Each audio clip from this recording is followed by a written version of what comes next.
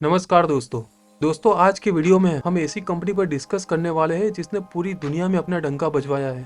90 के दशक में अपने घर के छोटे से गैरेज में गोल्ड मैन्युफैक्चरिंग के प्रोसेस से 50 देशों में अपने बनाए हुए गोल्ड को सेल करना, दुनिया का लगभग 35% गोल्ड खुद प्रोसेस करना, माइनिंग से लेकर मैन्युफैक्चरिंग और अपने खुद के रिटेल स्टोर से फिर वो गोल्ड को बेचना और फॉर्च्यून 500 कंपनीज में आना, ये कोई सामान्य बात नहीं है। भारत की सिर्फ 7 कंपनी है जो ये लिस्ट में शामिल हो पाई है, जिनमें से ये कंपनी भी है।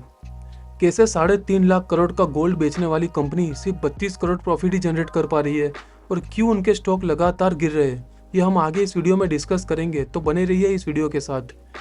एक गरीब फैमिली में जन्मे गुजराती राजेश मेहता ने अपने भाई प्रशांत मेहता के साथ मिलकर दुनिया की सबसे बड़ी गोल्ड एक्सपोर्ट करने वाली कंपनी बना दी। दोस्तों, हम बात कर रहे हैं राजेश एक्सपोर्ट्स की। 1989 में बेंगलुरु में छोटे से गैरेज में अपना गोल्ड मैन्युफैक्चरिंग के प्लांट से शुरू करके आज रिफाइनिंग, क्लीनिंग, मैन्युफैक्चरिंग, डिजाइनिंग, ये सारे ही काम राजेश एक्सपोर्ट्स इन हाउस करता है। शायद यही वजह है जिससे दुनिया में सबसे cost effective gold Rajesh export तैयार कर पा रहा है। कंपनी की जर्नी का सबसे बड़ा टर्न अराउंड तो तब हुआ जब उन्होंने 2015 में वालकाम्बी, जो दुनिया की सबसे बड़ी गोल्ड रिफाइनरी है, उसको राजेश एक्सपोर्ट ने एक्वायर्ड कर लिया।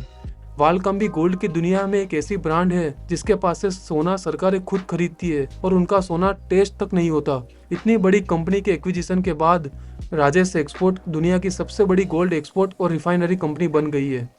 कंपनी के खुद के 80 रिटेल स्टोर शुभ ज्वेलर्स के नाम से, जो कि भारत की प्रचलित गोल्ड रिटेल चेन है, जिनके through company directly gold customer को सेल करती है, ये सारे ही स्टोर कर्नाटक में है। कंपनी के पास आज एक्टिव 29,000 डिजाइन है और पिछले 30 वर्षों की बात करें तो 10 लाख से ज्यादा डिजाइन कंपनी बना चुकी है।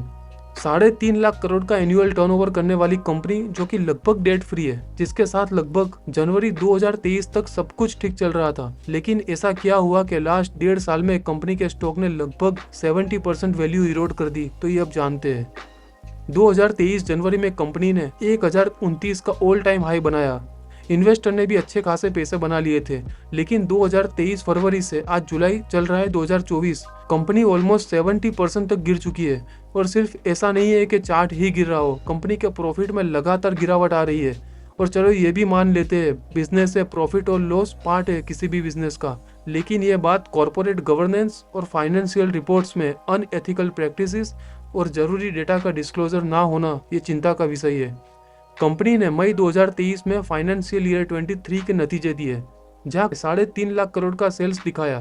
सरप्राइजिंगली कंपनी के फाइनेंशियल रिपोर्ट में कैश फ्लो का स्टेटमेंट सिर्फ हाफ ईयरली था, तो नेशनल स्टॉक एक्सचेंज ने इस पर क्लैरिफिकेशन मांगा और रिपोर्ट सबमिट करने के लिए सूचना दी, लेकिन कंपनी ने रिपोर्ट्स देने में डिले किया। और साथ में सितंबर 2023 में फर्स्ट क्वार्टर के भी रिजल्ट में कंपनी ने कैश फ्लो स्टेटमेंट नहीं दिया और ऑडिट रिपोर्ट, जो कि सेबी के गाइडलाइंस के अनुसार होने थे, वो भी नहीं दे पाई है। साथ में हमने उनके रिपोर्ट में नोटिस किया कि राजेश एक्सपोर्ट के सिर्फ 141 एम्प्लॉय परमानेंट है। क्या आप बिलीव करोगे कि इतनी बड़ी कंपनी सिर्फ इतने लोगों के साथ कैसे काम करती है? और कंपनी के रिपोर्ट में उन्होंने शो किया है कि एम्प्लॉय बेनिफिट एक्सपेंसेस 215 करोड़ है, तो एवरेज निकला करीब 1.5 करोड़ पर हेड। लेकिन कंपनी के एनुअल रिपोर्ट में कंपनी ने मेंशन किया है कि किसी भी एम्प्लॉय को 60 लाख से ज्यादा नहीं मिले हैं। यह क्लियरली शो करता है कि रिपोर्ट्स में मैनिपुलेशन किया गया है। और साथ में कंपनी लगातार एजीएम मीटिंग टाइम से नहीं कर पा रही है और ना इन्वेस्टर के साथ कम्युनिकेट। पिछले 2 वर्षों में कंपनी ने 60 crore as a bad debt square off कर दिए है और कंपनी के ट्रेड रिसीवेबल, मतलब कंपनी ने जो माल बेचा है उसका जो पैसा लेना है वो काफी मंथ से ड्यू दिखा रहा है। ये सारे ही कंसर्न अब कंपनी के लेटेस्ट क्वार्टरली सेल्स में दिख रहे हैं। हालांकि पिछले 4 क्वार्टर से ही लगातार कंपनी के प्रॉफिट गिर रहे हैं। मार्च 2023 में कंपनी ने 400 करोड़ का प्रॉफिट क्वार्टरली दर्ज किया था और 24 में प्रॉफिट गिर के -164 करोड़ हो चुका है। और मार्जिन जब देखते हैं तो 1% भी नहीं रहा है, मतलब कंपनी अपने बिजनेस से पैसा जनरेट ही नहीं कर पा रही है। कॉर्पोरेट गवर्नेंस का इश्यू और मैनिपुलेटेड फाइनेंशियल रिपोर्ट सीधे सीधे नजर आ रहे हैं, तो ये कंपनी को हम बिल्कुल अवॉइड करेंगे। जिस भी कंपनी में आपको कॉर्पोरेट गवर्नेंस का इश्यू मिलता है उसमें बिना कुछ सोचे जितना प्रॉफिट है या लॉस है वो न देखते हुए एग्जिट कर देना है। अगर आपको राजेश एक्सपोर्ट के लेवल माउथ वाटरिंग लग रहे हैं तो थोड़ा स्टडी करें मार्केट को।